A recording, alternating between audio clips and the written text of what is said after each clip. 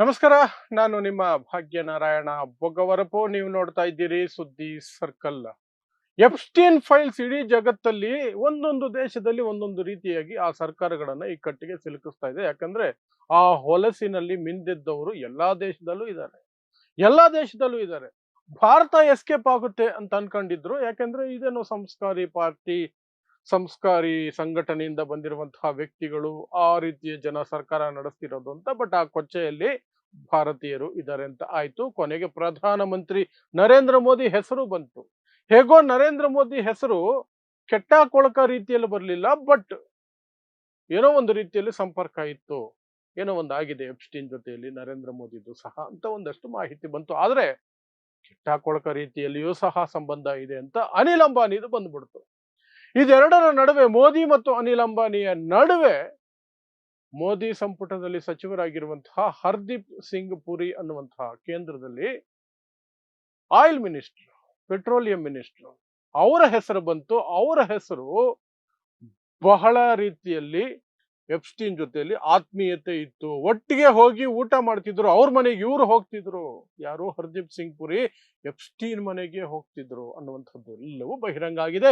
ಅದನ್ನ ಮೀರಿ ಹರ್ದೀಪ್ ಸಿಂಗ್ ಪುರಿನೇ ಒಪ್ಕೊಂಡ್ರು. ಹೌದು, ನಾನೊಂದು 3-4 ಸತಿ ಭೇಟಿ ಮಾಡಿದ್ದೀನಿ, ಅದೆಲ್ಲ ಅಫಿಷಿಯಲ್, ದೇಶದ ಒಳಿತಿಗಾಗಿ ನಾನು ಭೇಟಿ ಮಾಡಿದ್ದು ಅಂತ ಕತೆ ಕಟ್ಟಿದ್ರು. ಆದ್ರೆ ಭೇಟಿ 3 ಅಥವಾ 4 ಬಾರಿ ಹೆಚ್ಚಂದ್ರೆ, ಅದಕ್ಕಿಂತ ಮೇಲೆ ನಾನು ಭೇಟಿನೇ ಮಾಡಿಲ್ಲ ಅಂತಂದ್ರು. ಆದ್ರೆ ಈಗ ಕಾಂಗ್ರೆಸ್ ತನ್ನ ರಿಸರ್ಚ್ ಟೀಮ್ ಅನ್ನ ಬಿಟ್ಟು ಸಾಕಷ್ಟು ವಿಚಾರಗಳನ್ನ ಹರ್ದೀಪ್ ಸಿಂಗ್ ಪುರಿ ವಿಚಾರವಾಗಿ ಹೊರಗೆ ತೆಗೆದಿದೆ. ಅದನ್ನ ನೋಡಿದಾಗ ಇಡೀ ದೇಶ ಬೆಚ್ಚಿ ಬೀಳುತ್ತೆ. ಮತ್ತು ಮೋದಿಯ ಮಂತ್ರಿಗಳು ಸಹ ಸುಳ್ಳು ಹೇಳೋದ್ರಲ್ಲಿ ಪರಿಣಿತರು ಅನ್ನೋದನ್ನ ಎತ್ತಿ ತೋರಿಸ್ತಾ ಇದೆ. ಹರ್ದೀಪ್ ಸಿಂಗ್ ಪುರಿ ಕೇವಲ 3-4 ಬಾರಿ ಅಲ್ಲ, ಟೋಟಲ್ 14 ಸಲ ಎಪ್ಸ್ಟೀನ್ ಅನ್ನ ಭೇಟಿ ಮಾಡಿದ್ದಾರೆ. 14 ಸಲ. ಮತ್ತು 62 ಇಮೇಲ್ಗಳು ಎಕ್ಸ್ಚೇಂಜ್ ಆಗಿದ್ದಾವೆ ಇಬ್ಬರ ನಡುವೆ. ಅದರಲ್ಲಿ 32 ಇಮೇಲ್ಗಳನ್ನ ಹರ್ದೀಪ್ ಸಿಂಗ್ ಪುರಿ ಎಪ್ಸ್ಟೀನ್ಗೆ ಬರೆದಿರೋದು, 30 ಎಪ್ಸ್ಟೀನ್ ಇಂದ ಹರ್ದೀಪ್ ಪುರಿ ಸಿಂಗ್ ಬಂದಿರೋದು.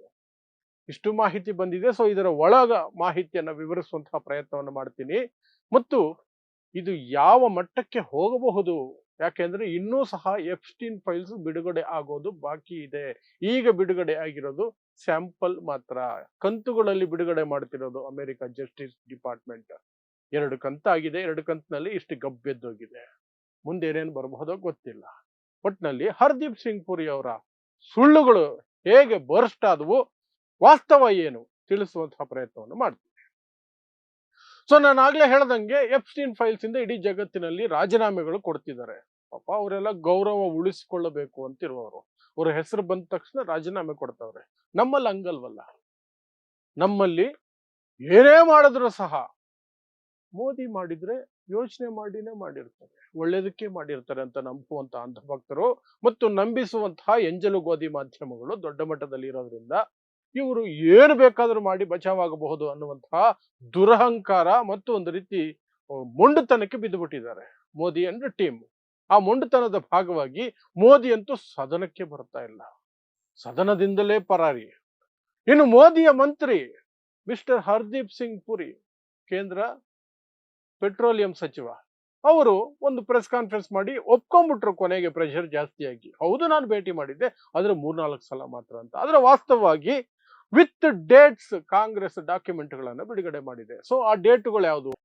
2014 June 5, June 6, June 8, June 9, September 19, September 23, September 24, October 9, October 10ನೇ ತಾರೀಕು. 14 ಬಾರಿ 2014ರಲ್ಲಿ ಭೇಟಿ ಮಾಡಿದ್ದಾರೆ.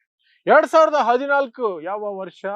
ನರೇಂದ್ರ ಮೋದಿ ಅವರು ಆಗ ತಾನೇ ಪ್ರಮಾಣ ವಚನ ಸ್ವೀಕರಿಸಿದ ವರ್ಷ. ನರೇಂದ್ರ ಮೋದಿ ಅವರು 26 ಮೇ 2014ರಂದು ಪ್ರಧಾನಿಯಾಗಿ ಪ್ರಮಾಣ ವಚನ ಸ್ವೀಕರಿಸಿದ್ರು. ಆ ಪ್ರಮಾಣ ವಚನ ಸ್ವೀಕರಿಸಿದ ಎಷ್ಟು 9 ದಿನಗಳಲ್ಲೇನೆ ಈ ಭೇಟಿ ಆರಂಭ ಆಗಿರೋದು. ಸೊ ಆವಾಗ ಏನಾಗಿದ್ರು ಹರ್ದೀಪ್ ಸಿಂಗ್ ಪುರಿ ಅಂದ್ರೆ? ಏನೂ ಆಗಿರ್ಲಿಲ್ಲ. ಮೋದಿ ಆಪ್ತರಾಗಿದ್ರು ಅಷ್ಟೇನ. ಹಿಂದೆ IFS ಅಲ್ಲಿದ್ರು, ಇಂಡಿಯನ್ ಫಾರಿನ್ ಸರ್ವಿಸಸ್. ಸಾಕಷ್ಟು ದೇಶಗಳಲ್ಲಿ ಭಾರತದ ರಾಯಭಾರಿಯಾಗಿ ಕೆಲಸ ಮಾಡಿದ್ರು ಹರ್ದೀಪ್ ಸಿಂಗ್ ಪುರಿ. ಅದಾದ 2-3 ವರ್ಷಗಳ ನಂತರನೇ ಇವರನ್ನ ಮಂತ್ರಿ ಮಾಡಿದ್ದು ನರೇಂದ್ರ ಮೋದಿ ಅವರು. ಮಂತ್ರಿ ಮಾಡಿದ್ಯಾಕೆ ಅಂದ್ರೆ ಈ ಎಲ್ಲ ಸಾಧನೆಗಳಿಗಾಗಿ. ಇದರಲ್ಲಿ 2 ಬಾರಿ ಎಪ್ಸ್ಟೀನ್ ಮನೆಗೆ ಹೋಗಿ ಊಟ ಮಾಡಿದ್ದಾರೆ. ಲಂಚು, ಬ್ರೇಕ್‌ಫಾಸ್ಟ್ ಒಂದ್ಸಲ. ಸೊ ಟೋಟಲ್ 3 ಸಲ, ಮಿನಿಮಮ್ 3 ಸಲ ಎಪ್ಸ್ಟೀನ್ ಮನೆಗೆ ಹೋಗಿದ್ದಾರೆ ಹರ್ದೀಪ್ ಸಿಂಗ್ ಪುರಿ. ಯಾವಾಗ? ಸೆಪ್ಟೆಂಬರ್ 23, 24ಕ್ಕೆ ಲಂಚ್ ಮಾಡಿದ್ದಾರೆ. ಇನ್ನೊಂದ್ ದಿನ ಹೋಗಿ ಬ್ರೇಕ್‌ಫಾಸ್ಟ್ ಮಾಡಿದ್ದಾರೆ. ಎಲ್ಲವನ್ನೂ ಚರ್ಚೆ ಮಾಡಿದ್ದಾರೆ. ಮೋದಿ ಗವರ್ನಮೆಂಟ್ ಏನು ಮಾಡಕ್ ಹೊರಟಿದೆ ಅಂತ. ಅದು ಹೇಗೆ ಹೇಳ್ತೀರಿ? ಮೋದಿ ಗವರ್ನಮೆಂಟ್ ಏನ್ ಮಾಡಕ್ ಹೊರಟಿದೆ ಅಂತ ಎಪ್ಸ್ಟೀನ್‌ಗೆ ಹೇಗೆ ಹೇಳ್ತೀರಿ ಅಂದ್ರೆ, ಮೊನ್ನೆ ಒಂದು ಡಾಕ್ಯುಮೆಂಟ್ ಅನ್ನ ಅಮೆರಿಕ ಬಿಡುಗಡೆ ಮಾಡಿದೆ. ಆ ಡಾಕ್ಯುಮೆಂಟ್, ಆ ಮೇಲ್ ಇತ್ತಲ್ಲ, ಒಂದು ಇಮೇಲ್ ಯಾರಿಗೆ ಬರ್ದಿದ್ದು?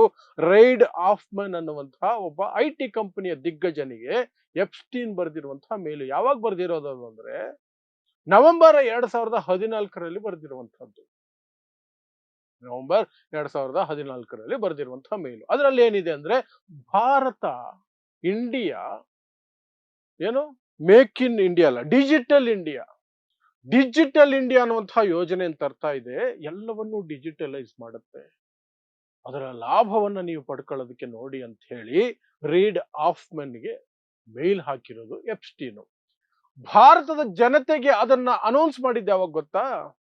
ಅದಾದ 7-8 ತಿಂಗಳ ನಂತರ ಜುಲೈ 2015ರಂದು ಭಾರತದ ಜನತೆಗೆ ಅನೌನ್ಸ್ ಮಾಡಿದ್ದು. ಅಂದ್ರೆ 7-8 ತಿಂಗಳ ಮೊದಲೇನೆ ಎಪ್ಸ್ಟೀನ್ಗೆಲ್ಲ ಗೊತ್ತಿತ್ತು ಅಂದ್ರೆ, ಇಷ್ಟು ಬಾರಿ ಭೇಟಿ ಮಾಡಿದಂತಹ ಈ ಹರ್ದೀಪ್ ಸಿಂಗ್ ಪುರಿನೇ ಹೇಳಿರ್ಬೇಕಲ್ವಾ? ಹರ್ದೀಪ್ ಸಿಂಗ್ ಪುರಿನೇ ಹೇಳಿರ್ಬೇಕಲ್ವಾ? ಬೇರೆ ಯಾರು ಹೇಳೋದಕ್ಕೆ ಸಾಧ್ಯ? ಈ ರೀತಿ ಲಂಚ್ಗೆ ಹೋಗಿ, ಬ್ರೇಕ್‌ಫಾಸ್ಟ್ ಹೋಗಿ, ಮನೆಗೆ ಹೋಗಿ 14 ಬಾರಿ ಭೇಟಿ ಮಾಡಿ 62 ಇಮೇಲ್‌ಗಳು ಎಕ್ಸ್ಚೇಂಜ್ ಮಾಡ್ಕೊಂಡಿದಾರಲ್ಲ. ಹರ್ದೀಪ್ ಸಿಂಗ್ ಪುರಿಯಿಂದನೇ 32 ಇಮೇಲ್ ಹೋಗಿದೆ ಎಪ್ಸ್ಟೀನ್‌ಗೆ. ಆ ಕಡೆಯಿಂದ 30 ಇಮೇಲ್‌ಗಳು ಬಂದಿದ್ದಾವೆ. ಟೋಟಲ್ 62 ಇಮೇಲ್‌ಗಳು. ಇದರ ಜೊತೆಗೆ ಇದರ ಜೊತೆಗೆ ಈ ಎಪ್ಸ್ಟೀನ್ ಅನ್ನುವಂಥವನು, ಈ ಎಪ್ಸ್ಟೀನ್ ನಿಮಗೆ ಆರಂಭದಿಂದಲೂ ಗೊತ್ತಿದೆ ಅಂತ ಅನ್ಕೊಂಡಿದ್ದೀನಿ. ಯಾರಾತ? ಆತ ಲೈಂಗಿಕ ಪಾತಕಿ. 9 ರಿಂದ 14 ವರ್ಷದ ವಯಸ್ಸಿನ ಸಣ್ಣ ಸಣ್ಣ ಪುಟ್ಟ ಪುಟ್ಟ ಹೆಣ್ಣು ಮಕ್ಕಳನ್ನ ಇಡೀ ಜಗತ್ತಿನಾದ್ಯಂತ ಕಿಡ್ನಾಪ್ ಮಾಡ್ಕೊಂಡು ಹೋಗಿ, ಅವನದೇ ಆದಂತಹ ಪ್ರೈವೇಟ್ ಐಲ್ಯಾಂಡ್ ಏನಿತ್ತು, ದ್ವೀಪ ಏನಿತ್ತು, ಅಲ್ಲಿಟ್ಟು ಆ ಹೆಣ್ಣು ಮಕ್ಕಳ ಮೇಲೆ ಲೈಂಗಿಕ ಶೋಷಣೆ ಮಾಡಿ, ಜಗತ್ತಿನ ಎಲ್ಲ ದೊಡ್ಡ ದೊಡ್ಡ ವ್ಯಕ್ತಿಗಳನ್ನ ಕರೆದು ಅಲ್ಲಿಗೆ ನೀವು ಎಂಜಾಯ್ ಮಾಡಿ ಅಂತ ಆ ಮಕ್ಕಳ ಮೇಲೆ ದೌರ್ಜನ್ಯ ಎಸಗಿದಂತಹ ವ್ಯಕ್ತಿ. ಅದಕ್ಕೆ ಶಿಕ್ಷೆ ಸಹ ಆಗಿತ್ತು ಅವನಿಗೆ. ಈ ಹರ್ದೀಪ್ ಸಿಂಗ್ ಪುರಿ ಎಪ್ಸ್ಟೀನ್ ಅನ್ನ ಭೇಟಿ ಮಾಡೋದಕ್ಕೆ ಮೊದಲೇ ಅವನಿಗೆ ಜೈಲು ಶಿಕ್ಷೆ ಆಗಿ ಬಿಡುಗಡೆ ಆಗಿದ್ದ. ಏನೋ ಅಗ್ರಿಮೆಂಟ್ ಮಾಡಿಕೊಂಡು ಅಂಡರ್ಸ್ಟ್ಯಾಂಡಿಂಗ್ ಅಲ್ಲಿ ಬಿಡುಗಡೆ ಆಗಿದ್ದ.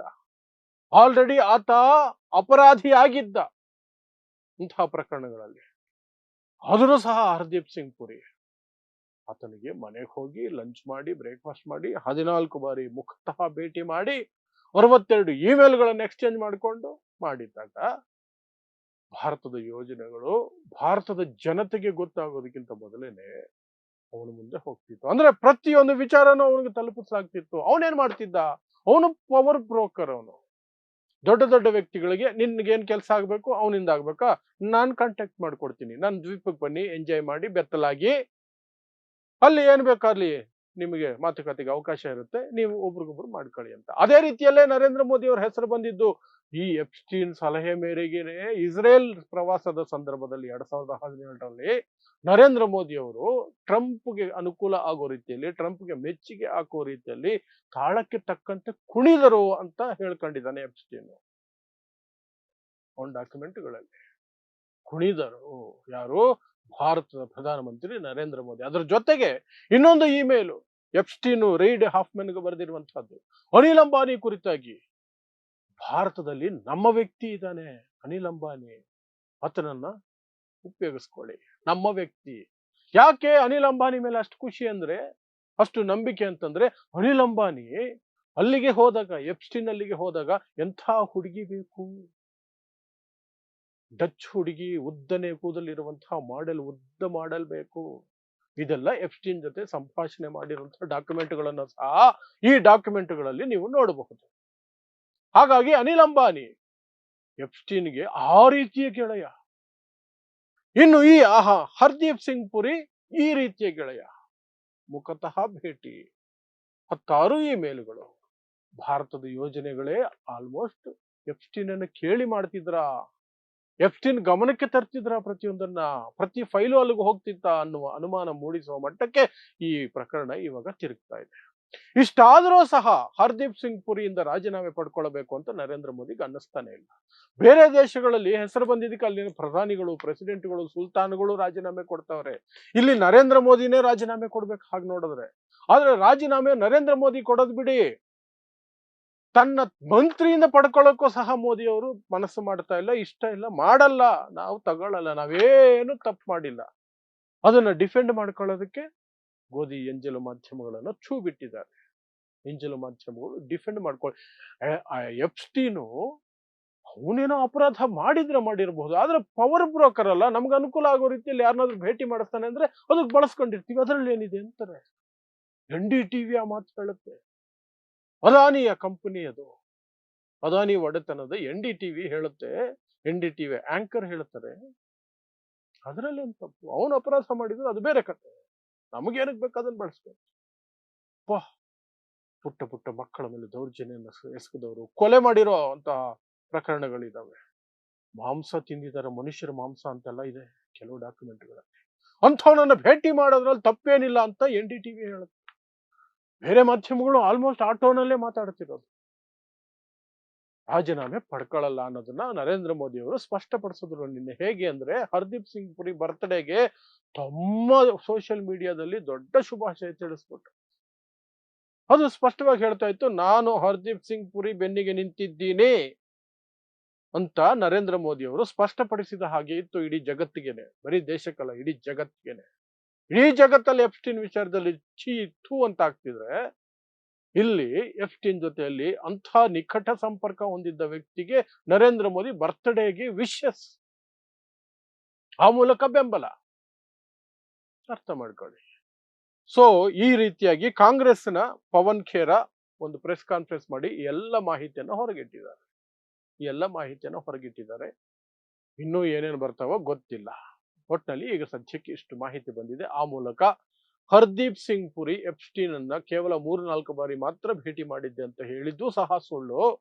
ವಾಸ್ತವ ಇಲ್ಲಿದೆ, 14 ಬಾರಿ ಭೇಟಿಯಾಗಿದೆ ಅನ್ನೋದು ಈಗ ಜನಕ್ಕೆ ಗೊತ್ತಾಗ್ತಾ ಇದೆ. ಈ ಮಾನಗೆಟ್ಟ ಸರ್ಕಾರ ಇನ್ನೂ ಎಷ್ಟು ಕೀಳು ಮಟ್ಟಕ್ಕೆ ಹೋಗಿ ಸಮರ್ಥಿಸ್ಕೊಳ್ಳುತ್ತೋ ನೋಡಬೇಕು, ರಾಜೀನಾಮೆ ಪಡೆಯುತ್ತೋ ಇಲ್ವೋ ನೋಡಬೇಕು.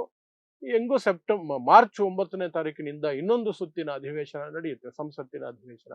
ಆ ಸಂದರ್ಭದಲ್ಲಿ ವಿಪಕ್ಷಗಳು, ವಿಪಕ್ಷ ನಾಯಕ ರಾಹುಲ್ ಗಾಂಧಿ ಯಾವ ರೀತಿಯಲ್ಲಿ ಇದನ್ನ ಟ್ಯಾಕಲ್ ಮಾಡ್ತಾರೆ, ಹೇಗೆ ಸರ್ಕಾರದ ಮೇಲೆ ಒತ್ತಡ ಹಾಕ್ತಾರೆ, ಅದನ್ನು ನೋಡಬೇಕು. ಒಟ್ನಲ್ಲಿ ಸದನ ನಡೆಯಲ್ಲ ಅನ್ನೋದಂತೂ ಕನ್ಫರ್ಮ್ ಆಗೋಯ್ತು. ಯಾಕಂದ್ರೆ ಮೋದಿ ಹರ್ದೀಪ್ ಸಿಂಗ್ ಪುರಿಗೆ ಬರ್ತ್ಡೇ ವಿಶ್ ಮಾಡುವ ಮೂಲಕ ನಾನು ಹರ್ದೀಪ್ ಸಿಂಗ್ ಪುರಿನ ಬಿಟ್ಕೊಡಲ್ಲ ಅಂತ ಸ್ಪಷ್ಟಪಡಿಸಿದ್ದಾರೆ. ಈ ಕಡೆ ವಿಪಕ್ಷಗಳು ಬಿಟ್ಕೊಡುವಂತಹ ಮೂಡಲ್ಲಿ ಇಲ್ಲ.